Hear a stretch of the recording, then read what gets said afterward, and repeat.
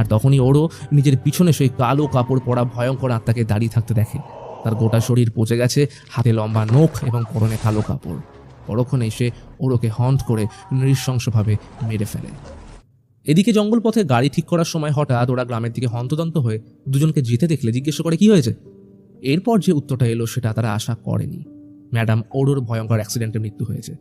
কথাটা শুনতে সামান প্রচণ্ড ভয় পেয়ে যায়। দ্রুত ব্যাক করে ম্যাডামের বাড়ি আসলে দেখে গোটা গ্রামের লোকজন ভিড় জমিয়েছে। কয়েকজন তো আবার সাইডে বমি করতে ব্যস্ত। দেখে ওরো ম্যাডামের নৃশংস মৃত্যু হয়েছে এবং তাকে সম্পূর্ণ কাপড় দিয়ে বেঁধে রাখা হয়েছে। গ্রামের লোকেরা ওদের দুজনকে দেখতেই বাড়ি পাঠিয়ে দেয়, কিন্তু সামানের মনে তখনও ভয়। আদি বলে, আমাদের ওই রকম বলার পরে কি ম্যাডাম মারা গেলেন? সামান কিছু না বলেই এগিয়ে যায়।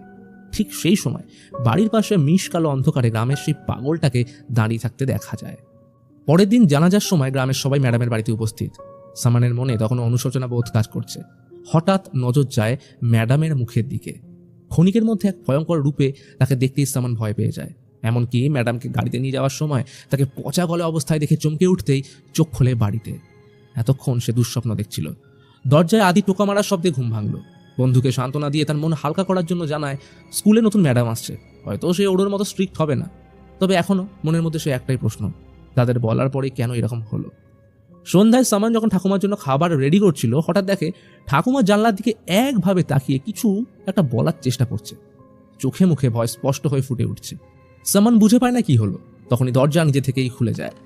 ভয় পিছনে ফিরে দেখার সাহস নেই, কিন্তু এক ভয়ঙ্কর আওয়াজে চমকে পিছনে ফিরতেই দেখে ম্যাডাম ওরও ভয়ঙ্কর রূপ নিয়ে গলা টিপতে এগিয়ে আসছে। তবে পরক্ষণেই দেখে সামনে কেউ নেই। এক চোটে ভিতরে রাখা কলসি থেকে জল নিয়ে চোখে মুখে দেয়, আর পরক্ষণেই কালো কাপড় পরা আত্মা কলসি থেকে বেরিয়ে এসে তাকে পজেসড করে ফেলে। সেই রাতে আয়ু এবং ওর বাবা কিছু গণ্যমান্য ব্যক্তিদের নিয়ে গ্রামের রাস্তার মোড়ে জমায়েত করে, কারণ আজ স্কুলে নতুন ম্যাডাম আসছে। ম্যাডাম নিংসি রাতে লাস্ট গাড়িতে এসে পৌঁছয়। আসলে ড্রাইভার ভুল করে পাশের গ্রামে ঢুকে পড়ায় এত লেট হয়ে গেল। সবার আগে গ্রামের হেড রহিম নিজের পরিচয় দিয়ে বাকি সবার সাথে আলাপ করিয়ে দেয়। কিন্তু এই সব কিছুর মাঝেও এদের সবাইকে দূর থেকে পাগল লোকটা দেখছিল। কিন্তু কেন? সকাল হলে সামিউন শহর থেকে কাজ সেরে গ্রামে ঢুকে সবার আগে আয়ুর বাবার থেকে মধু বিক্রির টাকা আনতে গেলে তিনি বলেন বেশ কদিন ধরে সামান কোনো মধু নিয়ে আসেনি। কথাটা শুনতেই সামিউন রেগে যায়।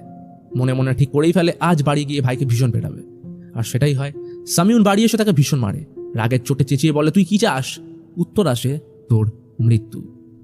এই কথা শুনে সামিউন তাকে মারতে গেলে সামানের পিছনে কালো কাপড় পরা ভয়ানক আত্মাকে দেখে ছিটকে পড়ে যায়। সামান তার দিকে তাকিয়ে একভাবে হাসছে, আর তখনই একটা ছুরি দিয়ে সামানোর উপর ঝাঁপিয়ে বুক থেকে পেট অব্দি চিড়ে ভয়ঙ্করভাবে হত্যা করে।